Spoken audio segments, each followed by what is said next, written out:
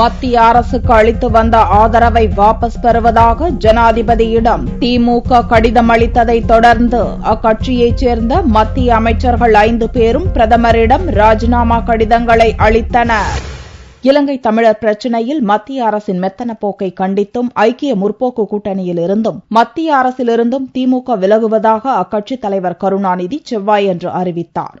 அன்றிரவே ஜனாதிபதி பிரணாப் முகர்ஜியை திமுக எம்பிக்கள் சந்தித்தனர். அரசுக்கு அளித்து வரும் ஆதரவை விலக்கிக் கொள்வதாக திமுக தலைவரின் கடிதத்தை எம்பிக்கள் கொடுத்தனர். திமுகவின் விலகல் அறிவிப்பை தொடர்ந்து இப்பிரச்சினை குறித்து தொடர் ஆலோசனை மேற்கொண்டு வந்த நிலையில் ஜனாதிபதியிடம் ஆதரவு வாபஸ் கடிதத்தை திமுக எம்பிக்கள் அளித்தது காங்கிரஸ் மேலிடத்தை அதிருப்திக்குள்ளாக்கியுள்ளது.